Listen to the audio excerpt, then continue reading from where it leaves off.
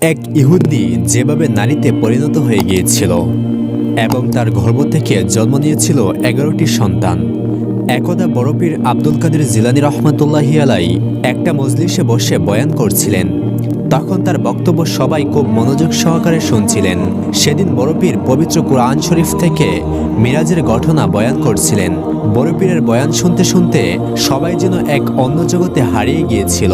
ঠিক তখন সেই স্থান দিয়ে এক ইহুদি যাচ্ছিল। সে কিছুক্ষণ বড় পীরের বক্তব্য শুনল। অতঃপর সে বড় পীর আব্দুল কাদের জিলানী রহমাতুল্লাহি আলাইকে উদ্দেশ্য করে বলল, এই ঘটনা কিভাবে সম্ভব?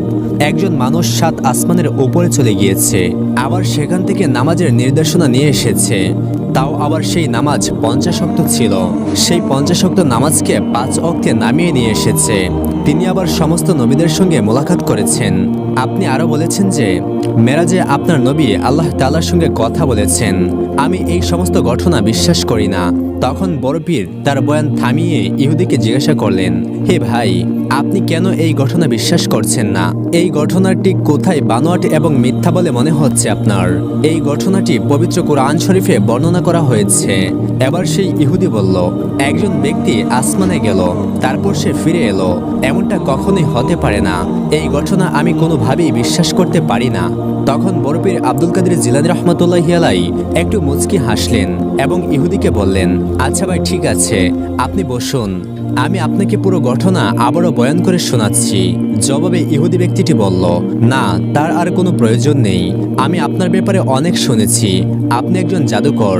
আমি জানি আপনি আপনার কথার ধারায় মানুষের উপর জাদু করতে পারেন। এই কথা বলে ইহুদি তার বাড়ির উদ্দেশ্যে চলে গেল। বাড়িতে গিয়ে ইহুদি তার বিবিকে জিজ্ঞাসা করে, কি রান্না করেছ?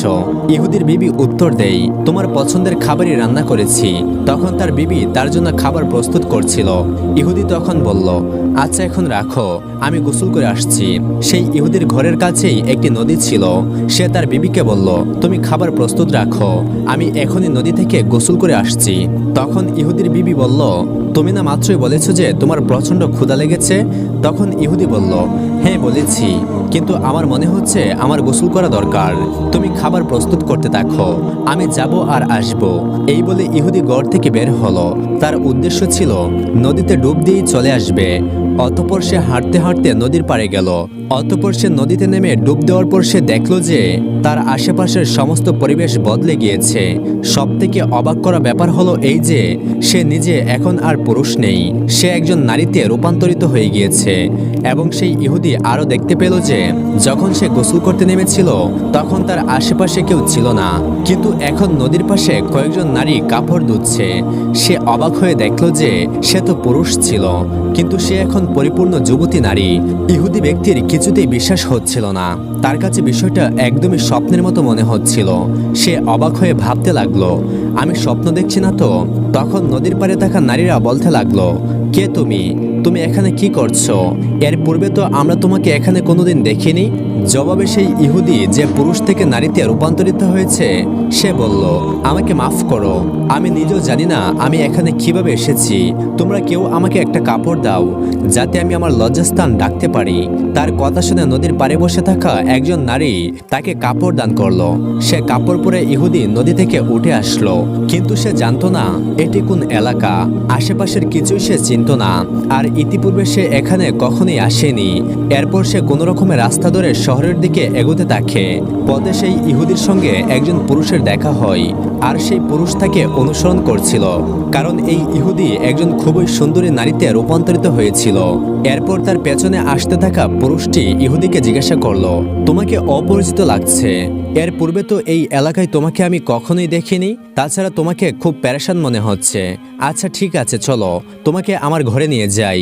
এই ইহুদি ব্যক্তিটি এতই সুন্দর হয়ে গিয়েছিল যে সেই পুরুষটি আস্তে আস্তে তার নিজের উপর নিয়ন্ত্রণ হারাতে থাকে।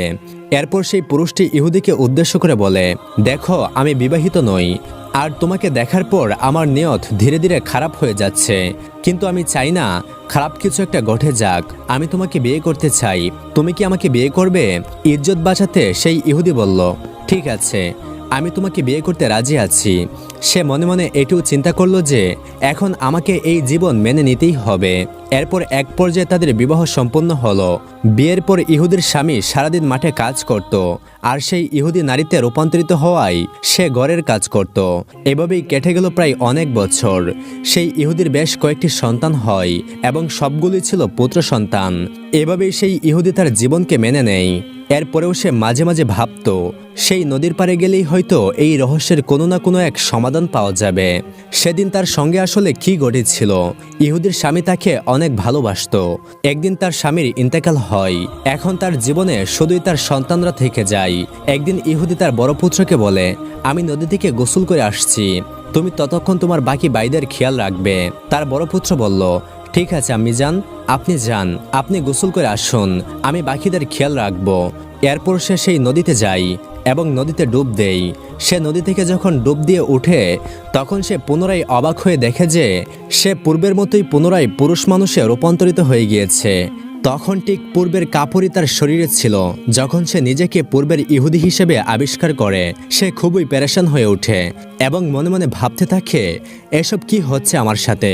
আমি তো প্রায় 17টা বছর একজন পুরুষের সঙ্গে কাটিয়েছি, এখন আমি আবার পুনরায় একজন পুরুষ হয়ে গিয়েছি এবং আমি ঠিক সেখানেই এসেছি যেখানে আমার ঘর, আমার চিরচেনা জায়গা। অতঃপর সে দৌড়ে তার ঘরে পৌঁছায়। ঘরে যাওয়ার সঙ্গে সঙ্গে তার স্ত্রী বলে উঠল, ও মা, একই, আজকে মনে হয় আপনি আর গোসল করেন নাই, এত তাড়াতাড়ি ফিরে এলেন কি করে? কিন্তু সেই ইহুদি ভেবেছিল তার স্ত্রী তাকে বলবে, আপনি এত বছর কোথায় ছিলেন, কোথায় চলে গিয়েছিলেন? এই কথা না বলে তার স্ত্রী বলে উঠল, মনে হচ্ছে আপনি আজ পানিতেই নামেননি, কারণ আপনার শরীরে তো পানির কোনো চিহ্নই নেই। এরপর তার স্ত্রী বলতে থাকে, আচ্ছা ঠিক আছে, আপনার খাবার প্রস্তুত করা আছে, গরম গরম খেয়ে নিন। ইহুদি তখন অবাক হয়ে দেখতে লাগলো যে তার খাবার সত্যি সত্যিই গরম এবং সে খাবার থেকে ধোঁয়া উঠছে। তার স্ত্রীও ঠিক আগের মতোই যুবতী রয়েছে এবং তার ঘরটাও ঠিক আগের মতোই, যেমনটা সে 17 বছর আগে দেখেছিল। তখন ইহুদি সবকিছু বুঝতে পেরে সে দৌড়ে বড় পীর আব্দুল কাদের জিলানী রহমাতুল্লাহি আলাইহির দরবারে আসলো এবং সে হুজুরের হাত মোবারক ধরে বলতে লাগলো, হুজুর, আমাকে আপনি ক্ষমা করে দিন, আমি আপনাকে বিশ্বাস করতে পারিনি। আপনি যেমনটা বর্ণনা করেছেন নবীজি ঠিক সেইভাবেই মেরাজে গিয়েছেন, আমিও দেখেছি, আমার সঙ্গেও ঠিক একই ঘটনা ঘটেছে। নবীজি যেমন 7 আসমান পাড়ি দিয়ে এসে নিজেকে বিছানায় আবিষ্কার করেছেন, আমিও দেখেছি কিভাবে 17 বছর পার করে এসে সবকিছু একদম আগের মতোই রয়েছে। আমার স্ত্রী আমাকে দেখে বলছে যে তোমাকে দেখে মনে হলো তুমি এই গেলে আর এই ফিরে আসলে, কিন্তু আমি এই 17 বছর একজন নারী হিসেবে ছিলাম, আবার 17 বছর পর ঠিক আগের মতোই নিজেকে পুনরায় পুরুষ হিসেবে দেখছি। হুজুর, আমাকে ক্ষমা করে দিন, আমি আপনার হাতে হাত রেখে ইসলাম কবুল করতে চাই। প্রিয় দর্শক, আমরা এই গল্প থেকে বুঝতে পারলাম মহান আল্লাহ তাআলা যা চান তাই ঘটে, তার জন্য কোনো কিছুই অসম্ভব নয়। হযরত আব্দুল কাদের জিলানী রহমাতুল্লাহি আলাইহি আল্লাহর একজন প্রিয় ওলি। হযরত আব্দুল কাদের জিলানী রহমাতুল্লাহি আলাইহি তার পুরোটা জীবনই আল্লাহর ইবাদতে মগ্ন ছিলেন এবং ইসলামের দাওয়াত নিয়ে চারদিকে ছুটে গেছেন, মানুষকে দ্বীনের দাওয়াত দিয়েছেন। কথিত আছে একবার হযরত আব্দুল কাদের জিলানী রহমাতুল্লাহি আলাইহি তার মুরিদদেরকে নিয়ে একটি গ্রামের দিকে ইসলাম প্রচারের উদ্দেশ্যে যাচ্ছিলেন। পথিমধ্যে তিনি কিছু বাচ্চাদেরকে মাঠে খেলা করতে দেখলেন। হযরত আব্দুল কাদের জিলানী রহমাতুল্লাহি আলাইহির নুরানি চেহারা দেখে সেই বাচ্চারা তার কাছে এগিয়ে আসে এবং তার কাছে বেশ কিছু বায়না করে। হযরত আব্দুল কাদের জিলানী রহমাতুল্লাহি আলাইহি প্রতিদিন বাচ্চারা যেখানে খেলা করত সেখান দিয়ে মসজিদে যেতেন। একদিন বেশ কিছু বাচ্চা মনে মনে ঠিক করলো যে যেহেতু আব্দুল কাদের জিলানী রহমাতুল্লাহি আলাইহি তাদের সাথে খুব নম্র এবং সুলভ আচরণ করে, তাই তারা তার কাছে কিছু বায়না করবে। তখন বাচ্চারা নিজেদের মধ্যেই বলাবলি করতে থাকে, আচ্ছা, আমরা যদি ওই নুরানি চেহারার হুজুরের কাছে কিছু আবদার করি তাহলে কি তিনি আমাদের কথা রাখবেন নাকি আমাদেরকে বকাঝকা করবেন? তখন তাদের মধ্যে কিছু বাচ্চা বলতে থাকে, না, তিনি এমনটা কখনোই করবেন না, কেননা প্রতিদিন উনি এ রাস্তা দিয়ে যান এবং যখনই আমরা খেলি আমাদের সাথে এসে কথা বলেন, আমাদের সাথে ভালো ব্যবহার করেন, আমরা আশা করি তিনি অবশ্যই আমাদের কথা রাখবেন। একদিন হযরত আব্দুল কাদের জিলানী রহমাতুল্লাহি আলাইহি তার মুরিদদেরকে নিয়ে ওই খেলার মাঠ দিয়ে যাচ্ছিলেন। তখন একটি বাচ্চা এসে হযরত আব্দুল কাদের জিলানী রহমাতুল্লাহি আলাইহিকে বললেন, হুজুর, আমি আপনার কাছে কিছু একটা আবদার করব, আপনি কি তা আমাকে এনে দেবেন? তখন হযরত আব্দুল কাদের জিলানী রহমাতুল্লাহি আলাইহি সেই বাচ্চাটিকে বললেন, বলো বাবা, তুমি কি চাও? তখন সে বাচ্চাটি বলল, আমি জিলাপি খেতে চাই। তখন আব্দুল কাদের জিলানী রহমতুল্লাহি আলাইহির মুরিদরা বলল, হুজুর, আপনি কেন জিলাপি আনতে যাবেন? হুজুর, আপনি কেন এই বাচ্চার জন্য জিলাপি আনতে যাবেন? বরং আমরাই এই বাচ্চাটির জন্য জিলাপি এনে দিচ্ছি। তখন আব্দুল কাদের জিলানী রহমতুল্লাহি আলাইহি বললেন, না, সে আমার কাছে জিলাপি চেয়েছে, তাই আমি তাকে জিলাপি এনে দেব। হযরত আব্দুল কাদের জিলানী রহমতুল্লাহি আলাইহি খোঁজ নিয়ে দেখলেন যে পাশেই একটি জিলাপির দোকান আছে। অতঃপর তিনি জিলাপি আনার উদ্দেশ্যে সেই জিলাপির দোকানে তাশরিফ নিয়ে যান এবং জিলাপির দোকানদার হযরত আব্দুল কাদের জিলানী রহমতুল্লাহি আলাইহিকে দেখে একেবারে চমকে ওঠেন এবং খুশিতে হাজার শুকরিয়া আদায় করতে থাকেন। তখন হযরত আব্দুল কাদের জিলানী রহমতুল্লাহি আলাইহি বললেন, তুমি আমাকে দেখে এত খুশি হয়েছে কেন? তখন সে জিলাপি বিক্রেতা হযরত আব্দুল কাদের জিলানী রহমতুল্লাহি আলাইহিকে উদ্দেশ্য করে বলতে থাকে, হুজুর, আমি এতদিন আপনার অপেক্ষায় ছিলাম, কারণ বেশ কিছুদিন ধরে আমার ব্যবসা ভালো যাচ্ছিল না। এ ব্যাপারে আমি আমার ছেলের সাথে পরামর্শ করি, আর তখন আমার ছেলে বলে যে এই শহরের মধ্যে একজন বড় আল্লাহর ওলি আছে, যার মাধ্যমে দোয়া করলে আল্লাহ সকল সমস্যা থেকে আসান করে দিবেন। তখন আমি আপনার খোঁজ করতে করতে একজন ব্যক্তির দেখা পাই। আমি ভেবেছিলাম সে হয়তো আপনি, কিন্তু তখন সেই বুজুর্গ ব্যক্তিটি আমাকে বলল যে আপনি নাকি নিজে থেকেই আমার দোকানে তাশরিফ নিয়ে আসবেন, আর সত্যি সত্যি আপনি আজকে এসেছেন, তাই আমি আজকে অনেক খুশি। হুজুর, দয়া করে আপনি আল্লাহর কাছে দোয়া করুন, তিনি যেন আমার সকল সমস্যা দূর করে দেন, আমার ব্যবসায় বরকত দেন। তখন আব্দুল কাদের জিলানী রহমতুল্লাহি আলাইহি আল্লাহর কাছে ওই ব্যক্তির দোকানের জন্য দোয়া করলেন। অতঃপর আব্দুল কাদের জিলানী রহমতুল্লাহি আলাইহি তার দোকান থেকে কিছু জিলাপি সেই বাচ্চাদের জন্য নিয়ে যায়। আব্দুল কাদের জিলানী রহমতুল্লাহি আলাইহি যখন বাচ্চাদেরকে জিলাপি দেয় তখন তারা খুবই খুশি হয়। তখন আব্দুল কাদের জিলানী রহমতুল্লাহি আলাইহি বাচ্চাদেরকে উদ্দেশ্য করে বললেন, বেশ, তাহলে চলো আমরা সকলেই মিলে নামাজ আদায় করতে যাই। এরপর ওই বাচ্চাদের সাথে আব্দুল কাদের জিলানী রহমতুল্লাহি আলাইহি এবং তার মুরিদরা মসজিদের মধ্যে নামাজ আদায় করতে যান। কিন্তু আব্দুল কাদের জিলানী রহমতুল্লাহি আলাইহির মুরিদরা এখনো পর্যন্ত এই বিষয়টি বুঝতে পারেনি যে তিনি নিজে কেন জিলাপি আনতে গেলেন, তাদের মুরিদদের মধ্যে কাউকে কেন পাঠালেন না। বেশ কিছুদিন পর তারা একই মসজিদে নামাজ আদায় করলেন এবং কিছুক্ষণ পর যখন তারা নামাজ আদায় করে বের হলেন তখন দেখলেন যে একজন জিলাপিওয়ালা এসে আব্দুল কাদের জিলানী রহমতুল্লাহি আলাইহির উদ্দেশ্যে বলছে, হুজুর, আপনাকে অসংখ্য ধন্যবাদ, আজ আপনার জন্য আমি অনেক জিলাপি এনেছি, কারণ আপনি যেদিন থেকে আমার দোকানে গিয়েছিলেন এবং আল্লাহর কাছে দোয়া করেছিলেন সেদিন থেকে আল্লাহ তাআলা আমার দোকানের উপর বরকত দান করেছেন। ফলে আমার এলাকার সকলেই এখন আমার জিলাপির প্রশংসা করে এবং আমার ব্যবসায় অনেক বরকত হয়েছে। এই ঘটনা প্রত্যক্ষ করার পর হযরত আব্দুল কাদের জিলানী রহমতুল্লাহি আলাইহির মুরিদরা বুঝতে পেরেছিল যে তিনি কেন নিজে থেকে জিলাপি আনতে গিয়েছিলেন, তিনি কেন তার মুরিদদেরকে পাঠাননি, কারণ আল্লাহ তাআলা চেয়েছেন তার মাধ্যমে জিলাপি বিক্রেতার ব্যবসার বরকত হোক। সুবহানাল্লাহ। বাগদাদের একটি গ্রামে এক বিধবা মহিলা বাস করতেন। তার একমাত্র ছোট্ট একটি পুত্র সন্তান ছিল। ছেলেটি আল্লাহর ওলিয়া উলিয়াদের খুব ভালোবাসতো। সে ছোটবেলা থেকেই অনেক নেক এবং পরিষ্কার মনের অধিকারী ছিল।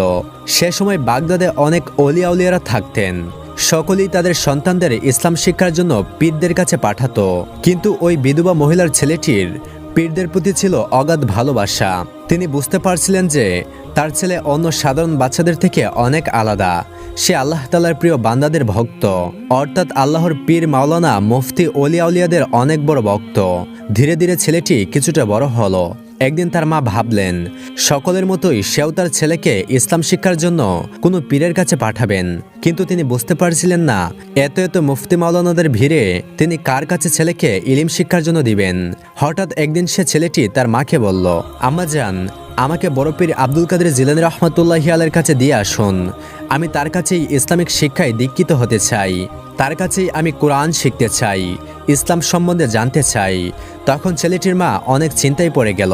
তিনি ভাবলেন এভাবে না জেনে না শুনে কারো কাছে কি করে নিজের ছেলেকে দিয়ে আসবেন। তাই তিনি ছেলের মুখে এই আবদার শোনা মাত্র আশেপাশে অন্যান্য মানুষদের কাছে খোঁজ নেওয়া শুরু করলেন।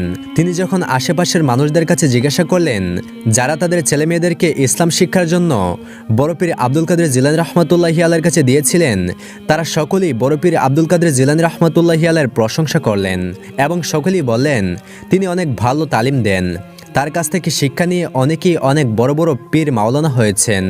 এই কথা শুনে অবশেষে ওই মহিলা মনস্থির করলেন যে তিনি তার ছেলেকে বড় পীর আব্দুল কাদের জিলানী রহমতুল্লাহি আলাইহির কাছে ইলম শিক্ষার জন্য দিবেন।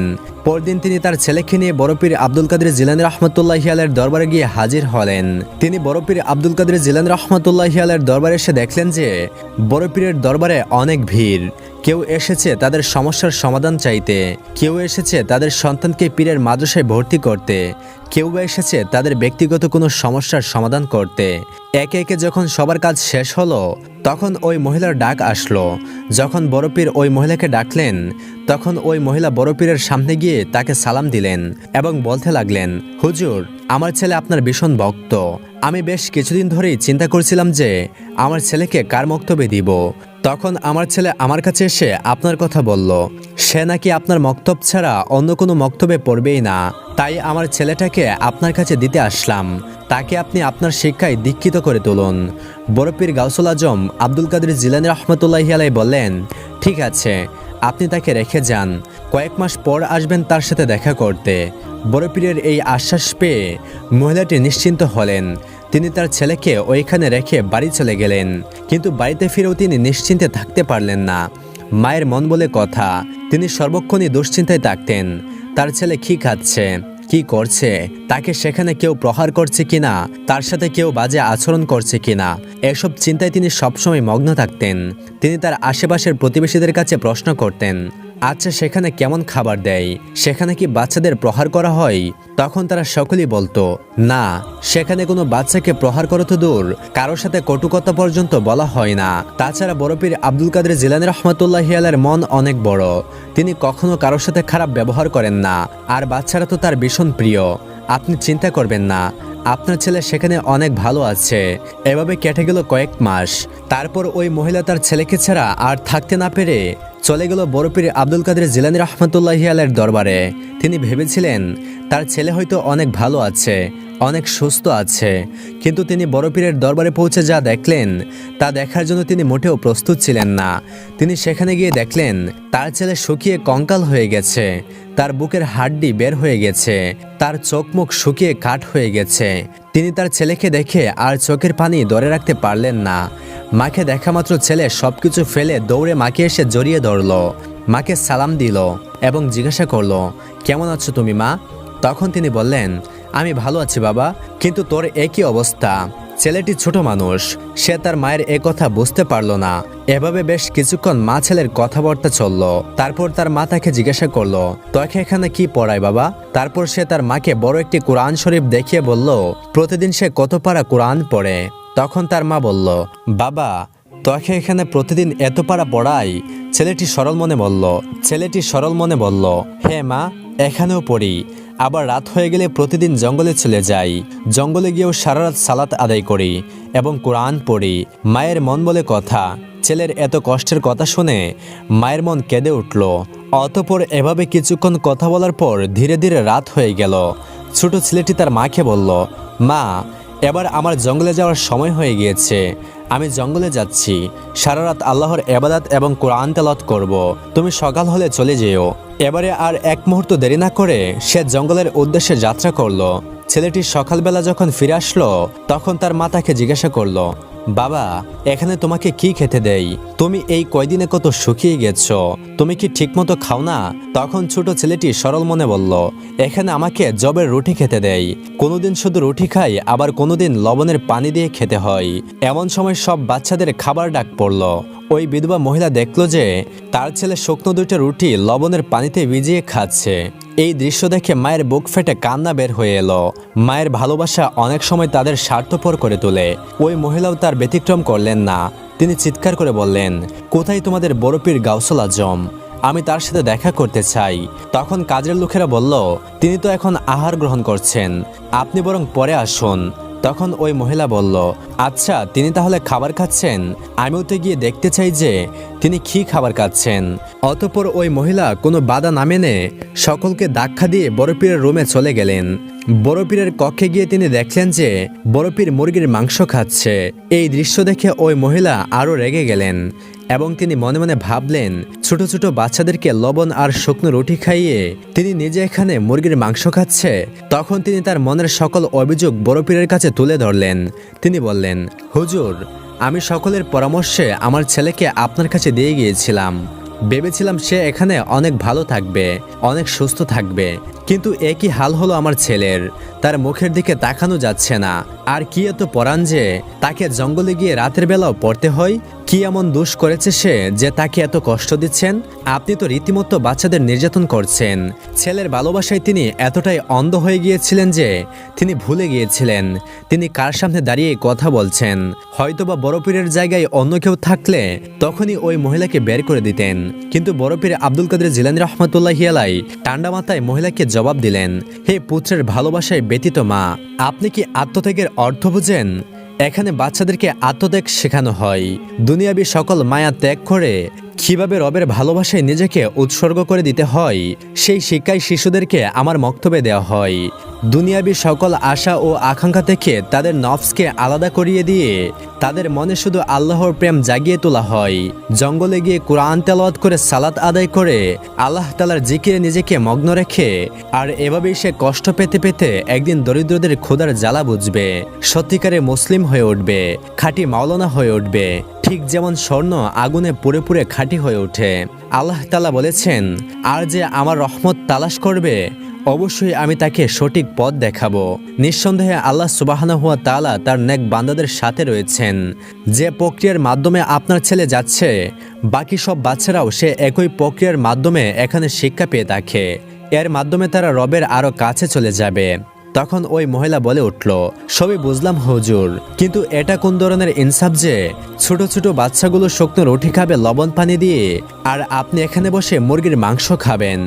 তখন বড় পীর গাউসুল আজম শেখ আব্দুল কাদের জিলানী রহমতুল্লাহি আলাই বললেন, কারণ তাদের এই সময় আমিও পার করে এসেছি, আর তাদের এই বয়সে আমার সমস্ত যৌবন উৎসর্গ করে দিয়েছি, শুধুমাত্র আল্লাহর পথে নিজেকে বিলীন করে দিয়েছি। কোনোদিন খাবার খেয়েছি তো কোনোদিন খাইনি। 25 বছর ইরাকের নির্জন জঙ্গলে এবং মরুভূমিতে একা একা আল্লাহর রহমত তালাশ করেছি। 40 বছর এশার অজু দ্বারা ফজরের নামাজ আদায় করেছি, আর 15 বছর এক পায়ে দাঁড়িয়ে এশার নামাজ থেকে শুরু করে ফজর পর্যন্ত কোরআন তেলাওয়াত করে সম্পূর্ণ কোরআন শেষ করেছি। এক পায়ে দাঁড়িয়ে থেকে টানা 15 দিন কাটিয়েছি, যাতে সারা রাত ঘুম আমার ইবাদতে ব্যাঘাত ঘটাতে না পারে। আর আমার উপর দিয়ে এত এত ঝড় গেছে যে তা যদি কোনো পাহাড়ের উপরে পড়তো তাহলে সে পাহাড় টুকরো টুকরো হয়ে চূর্ণ বিচূর্ণ হয়ে যেত। আর এত কিছুর পরে আমি আজ এই অবস্থানে এসে পৌঁছেছি। তোমার ছেলেও একদিন ইনশাল্লাহ অনেক বড় মাওলানা হবে, সেদিন সেও আমার মতো যা ইচ্ছা তাই খেতে পারবে। কিন্তু এই বয়সটা হলো ত্যাগের, আল্লাহ তাআলার সান্নিধ্য লাভের এবং দুনিয়াবি সকল মায়া ত্যাগ করে আল্লাহর প্রেমে নিজেকে খাঁটি করে তোলার। অতঃপর গাউসুল আজম তার খেয়ে রাখা মুরগির হাড্ডিগুলোর উপর হাত রাখলেন। তখন তা তৎক্ষণাৎ একটি জীবন্ত মুরগিতে পরিণত হলো। অতঃপর সে মহিলা বড় পীর আব্দুল কাদের জিলানী রহমতুল্লাহি আলাইহির মহত্ব বুঝতে পারলেন এবং নিজের ভুল বুঝতে পেরে ক্ষমা চাইলেন। পরবর্তী জীবনে তার ছেলে অনেক বড় একজন আলেম হয়েছিলেন। ইরাকে একজন বড় হীরার ব্যবসায়ী ছিলেন। তিনি ব্যবসার কাজে এক শহর থেকে অন্য শহরে যাতায়াত করতেন। আল্লাহর রহমতে তার ব্যবসা ভালোই চলছিল। তিনি ছিলেন খুবই পীর মাওলানা ভক্ত। প্রতিবার ব্যবসার কাজে এক শহর থেকে অন্য শহরে যাওয়ার সময় তিনি মাওলানাদের কাছ থেকে দোয়া নিয়ে তারপরে যেতেন, যাতে তার ব্যবসার কাজে কোনো বাধা না আসে, তিনি যেন নির্বিঘ্নে তার কাজ সম্পন্ন করতে পারেন। একদিন তার ব্যবসার কাজে অন্য একটি শহরে যাওয়ার প্রয়োজন হলো। প্রতিবারের মতো এবারও যথারীতি তার এলাকার এক বড় মৌলানার কাছে দোয়া চাইতে গেলেন। তিনি মৌলানা মোহাম্মদ আহমদ রহমতুল্লাহি আলাইহির কাছে গিয়ে বললেন, হুজুর, এবার একটি বড় কাজ পেয়েছি। সে কাজে শহর থেকে আমাকে শামে যেতে হবে। সাথে থাকবে 70,000 দিনার মূল্যের অনেকগুলো হীরা। আজই আমি কাফেলা শুরু করতে যাচ্ছি। আপনার দোয়া ও পরামর্শ চাই। তখন মৌলানা বললেন, আজ রাতে আমি আমল করব। আমার অনুমতি ব্যতীত কাফেলা নিয়ে যাত্রা করো না। ওই ব্যবসায়ী মৌলানার কথায় রাজি হয়ে গেলেন এবং বললেন, ঠিক আছে হুজুর, আপনার অনুমতি ছাড়া আমি কাফেলা নিয়ে যাব না। ওই দিন মাওলানা রাতের বেলা আমল করলেন, সারা রাত সালাত আদায় করলেন এবং ওজিফা পাঠ করলেন। ওজিফা পাঠ করতে করতে তিনি যখন গভীর ঘুমে নিমজ্জিত হলেন, তখন তিনি স্বপ্নে দেখলেন একদল ডাকাত জঙ্গলের মধ্যে কাফেলাকে আক্রমণ করেছে এবং ওই ব্যবসায়ীকে খুন করেছে। তিনি এই স্বপ্ন দেখে খুবই চমকে গেলেন। অতঃপর তিনি শোয়া থেকে উঠে বসলেন এবং অনেক চিন্তায় পড়ে গেলেন। পরদিন সকালবেলা ওই ব্যবসায়ী পুনরায় মৌলানার কাছে আসলেন এবং জানতে চাইলেন, হুজুর, আপনার কথাই গতকালের কাফেলা স্থগিত করে দিয়েছি, আজ কি আমি নির্বিঘ্নে কাফেলা নিয়ে যাত্রা করতে পারবো?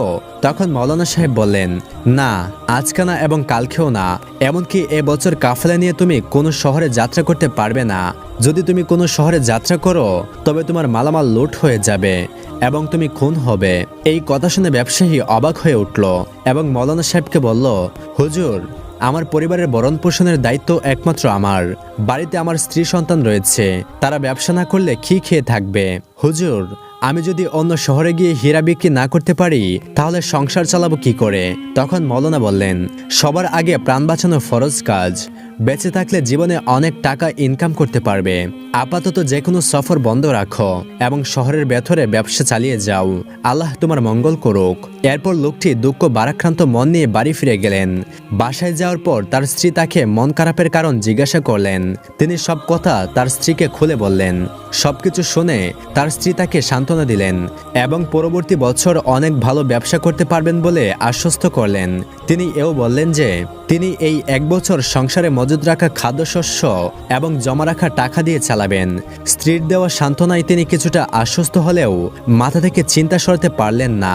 ওই দিন রাতে তিনি যখন ঘুমালেন তখন তিনি স্বপ্নে দেখলেন একজন বয়স্ক সাদা বড় দাড়িওয়ালা ব্যক্তি তাকে বলছেন, তোমার সমস্যার সমাধান রয়েছে বাগদাদের বাদশার কাছে। এই স্বপ্ন দেখার সাথে সাথে তৎক্ষণাৎ তিনি বিছানা থেকে উঠে বসলেন। তিনি এই স্বপ্নের কোনো অর্থ খুঁজে পাচ্ছিলেন না। পরপর 2 দিন তিনি একই স্বপ্ন দেখলেন। অতঃপর পরের দিন তিনি তার স্ত্রীকে এই স্বপ্নের কথা জানালেন। তখন তার স্ত্রী তাকে বললেন, আমি বুঝতে পেরেছি স্বপ্নে আপনাকে দেওয়া উপদেশের সেই ব্যক্তির কথা। আপনি কি জানেন না বাগদাদের বাদশাকে? তিনি আর কেউ নন, তিনি হচ্ছেন পীরদের পীর, সবচেয়ে বড় পীর শায়খ আব্দুল কাদের জিলানী রহমাতুল্লাহি আলাই। এখন আর আপনি এক মুহূর্ত কাল বিলম্ব না করে বাগদাদের উদ্দেশ্যে বের হয়ে পড়ুন। নিশ্চয়ই আপনি তার কাছে আপনার সমস্যার সমাধান পাবেন। তার স্ত্রীর থেকে পরামর্শ পেয়ে তিনি আর একটুও দেরি করলেন না, বাগদাদের উদ্দেশ্যে বের হয়ে পড়লেন। তিনি মনে মনে প্রার্থনা করতে লাগলেন যে তিনি যাতে বাগদাদে পৌঁছে বড় পীরের দেখা পেয়ে যান। আর হলোও তাই। তিনি খোঁজ করতে করতে অবশেষে বড় পীরের দরবারে সে পৌঁছে গেলেন। তিনি বড় পীরকে সালাম দিলেন। বড় পীর সালামের উত্তর দিয়ে বললেন, এসো ওহে হীরা ব্যবসায়ী। তিনি বড় পীরের এহান সম্বোধনে কিছুটা বিব্রত হলেন এবং অবাক হয়ে জিজ্ঞাসা করলেন, হুজুর, আপনি কি করে জানলেন যে আমি হীরা ব্যবসায়ী? আজকেই তো আমাদের প্রথম দেখা। তখন বড় পীর মুচকি হাসলেন এবং বললেন, আমি এও জানি যে তুমি এখানে কি কারণে এসেছো। তখন ওই লোকটি বললেন, হুজুর, আমি কি ব্যবসার কাজে শহরের বাইরে যেতে পারবো না? তখন বড় পীর বললেন, হ্যাঁ, এবছর তুমি ব্যবসার কাজে শহরের বাইরে যেতে পারবে না। তখন ওই লোকটি বলল, হুজুর, এবার আমার ব্যবসার কাজে সামনে যাওয়া খুব জরুরি। এবারের কাজটা অনেক বেশি টাকার। এবার যদি আমি না যেতে পারি তাহলে আমার অনেক টাকার ক্ষতি হয়ে যাবে। তখন বড় পীর বললেন, তাহলে আল্লাহর উপর ভরসা রেখে আল্লাহর নাম নিয়ে বেরিয়ে পড়ো, আমি তোমার জন্য প্রার্থনা করব। তখন ওই ব্যক্তি বলল, হুজুর, কি গ্যারেন্টি আছে যে এখানের সফরে আমার কোনো ক্ষতি হবে না? হুজুর, যদি আমি সত্যি রাস্তায় খুন হয়ে যাই? তখন বড় পীর বললেন, জীবন মৃত্যু আল্লাহ সুবহানাহু ওয়া তাআলার হাতে। মৃত্যু যখন লেখা থাকবে তখন মৃত্যু আসবেই। আল্লাহ ভরসা, তুমি সফরের উদ্দেশ্যে রওনা হও। বড় পীরের কথায় আশ্বস্ত হয়ে ওই ব্যবসায়ী শামের উদ্দেশ্যে বেরিয়ে পড়লেন। কিন্তু তিনি তার সঙ্গে কোনো সঙ্গী বা কাফেলা নিলেন না। তিনি একাই সফরে বেরিয়ে পড়লেন। তার সাথে ছিল অনেক দামি হীরা। এভাবে পথ চলতে চলতে তিনি নির্বিঘ্নে শামে পৌঁছে গেলেন এবং সেখানে গিয়ে তিনি তার হীরা বেশ চড়া মূল্যে বিক্রি করলেন। তিনি আশানুরূপ বেশি লাভ করতে পারলেন। 1 লাখ দিনার মূল্যে তিনি তার সব হীরা বিক্রি করলেন এবং একটি দামি হীরা তার কাছে আলাদা করে রেখে দিলেন বড় পীরকে উপহার দেওয়ার জন্য। হীরা বিক্রি করার শেষে তিনি ভাবলেন তিনি কিছুদিন সেখানে থেকে তারপরেই ইরাকের উদ্দেশ্যে যাত্রা করবেন। অতঃপর তিনি তার সবগুলো টাকা একটি ব্যাগে রাখলেন এবং দামি হীরাটিও আরেকটি পুটলিতে রাখলেন এবং তিনি সেই ব্যাগ ও পুটলি একটি জায়গায় লুকিয়ে রাখলেন। এরপর তিনি বিশ্রামের জন্য পাশের একটি নির্জন জায়গায় গেলেন। তিনি যখন বিশ্রাম নেওয়ার জন্য চোখ বুজলেন তখন তিনি এক অদ্ভুত স্বপ্ন দেখলেন। তিনি দেখলেন যে তিনি 1 লাখ দিনার টাকা নিয়ে ইরানের জঙ্গলের পথ দিয়ে যাত্রা করছেন আর পেছনে রয়েছে আরো 10-12 জন লোকের একটি কাফেলা। এটি সেই জঙ্গলের পথ যার কথা মাওলানা আহমদ রহমতুল্লাহি আলাই বলেছেন। জঙ্গলের পথে যাত্রা করার সময় একদল সন্ত্রাস তাদেরকে আক্রমণ করলো। তারপর সন্ত্রাসীরা তার কাছে থাকা হীরা এবং টাকা লুট করে নিল। অবশেষে তাদের মধ্য থেকে একজন ধারালো ছুরি দিয়ে তার গলা কেটে ফেলল। তিনি এমন ভয়ঙ্কর স্বপ্ন দেখে ভীষণ ভয় পেলেন এবং তৎক্ষণাৎ ঘুম থেকে উঠে পড়লেন। অতঃপর তিনি ধীরে ধীরে বুঝতে পারলেন যে এটি স্বপ্ন ছিল। তারপর তিনি তৈরি হয়ে গেলেন ইরাকে যাত্রার জন্য। তখন তার মনে পড়ল তিনি তার টাকা ও হীরা একটি জায়গায় লুকিয়ে রেখেছেন। অতঃপর তিনি সেই জায়গায় গেলেন। তিনি তার 1 লাখ দিনার টাকা ঠিকঠাক খুঁজে পেলেন, কিন্তু সে হীরা খুঁজে পেলেন না। তিনি মনে মনে ভাবলেন, যদি কোনো চোর চুরি করে আসে তাহলে সে শুধুমাত্র হীরা চুরি করে টাকা কেন রেখে যাবে। তিনি অনেক খোঁজাখুঁজির পরেও সেই হীরাটি খুঁজে পেলেন না, যে হীরাটি তিনি আব্দুল কাদের জিলানী রহমতুল্লাহি আলাইকে উপহার দেওয়ার জন্য রেখেছিলেন। কিন্তু তিনি তার টাকাগুলো ঠিকঠাক ফিরে পেয়েছেন ভেবে ইরাকের উদ্দেশ্যে যাত্রা করলেন। অতঃপর বহু পথ পাড়ি দিয়ে তিনি বাড়ি ফিরে আসলেন এবং তার স্ত্রীকে জানালেন যে তিনি তার কাজে সফল হয়েছেন। অতঃপর তিনি মনে মনে ভাবলেন, যার কারণে তিনি ব্যবসায় সফল হতে পেরেছেন তাকে তিনি ধন্যবাদ জানাবেন। সবার আগে তিনি কার কাছে যাবেন, মাওলানার কাছে নাকি বড় পীরের কাছে? তিনি দ্বিধাদ্বন্দ্বে ভুগতে লাগলেন। বিকেলবেলা তিনি যখন বাজারে গেলেন তখন তার দেখা হয়ে গেল সেই মাওলানার সাথে। তিনি তাকে দেখামাত্র বললেন, কি বিষয় নিয়ে চিন্তা করছো হে ব্যবসায়ী? আগে আমার সাথে দেখা করবে নাকি আগে বড় পীরের সাথে দেখা করবে? তাই তো তুমি এই যে এত বড় ফাড়া থেকে বেঁচে গেছো তা শুধুমাত্র বড় পীরের কারণে। তিনি তোমার জন্য 70 দফা আমল করেছেন, আর এই কারণেই তুমি প্রাণ নিয়ে শাম থেকে ইরাকে ফিরে আসতে পেরেছ। তাই তোমার উচিত প্রথমে তার সাথে দেখা করার। আমি তো বলেছি তুমি আগে বড় পীরের সাথে দেখা করে আসো। সে বয়সে আমার থেকে ছোট হলেও আমল এবং ইমানে আমার থেকে অনেক বড়। তাই তোমার উচিত তার সাথে দেখা করে আসা। আর আমার সাথে দেখা তো হয়েই গেল। তখন ওই ব্যবসায়ী বাগদাদের উদ্দেশ্যে রওনা হলেন বড় পীরের সাথে দেখা করার জন্য। অতঃপর তিনি বড় পীর আব্দুল কাদের জিলানী রহমতুল্লাহি আলাইহির দরবারে গিয়ে তাকে অনেক ধন্যবাদ জানালেন এবং তিনি জানতে চাইলেন কিভাবে এই অসম্ভব সম্ভব হলো। তখন বড় পীর বললেন, শুনো হে ব্যবসায়ী, আল্লাহ তাআলা চাইলে সবই সম্ভব। এজন্যই তিনি বাস্তবটাকে স্বপ্নের মাধ্যমে তোমার সামনে উপস্থাপন করে তোমাকে প্রাণে মৃত্যুর হাত থেকে বাঁচিয়ে দিয়েছেন। সুবহানাল্লাহ। বড় পীরের মুখে এই কথা শুনে ওই লোকটি খুবই অবাক হলো এবং জানতে চাইল যে কিভাবে ঘটলো এসব। তখন তিনি বললেন, আমি তোমার জন্য 70 দফা আমল করেছি। তুমি আল্লাহর একজন নেক বান্দা, তুমি সৎপথে ব্যবসা করো, তাই তিনি আমার আমল কবুল করেছেন। নিশ্চয়ই আল্লাহ সুবহানাহু ওয়া তাআলা তার নেক বান্দাদেরকে নিরাশ করেন না। মোহাম্মদ আহমদ রহমতুল্লাহি আলাইহি সত্য কথাই বলেছিলেন। এ বছরটা তোমার জন্য খারাপ ছিল, এজন্য তিনি তোমাকে সারা বছর কোথাও সফর করতে নিষেধ করেছিলেন।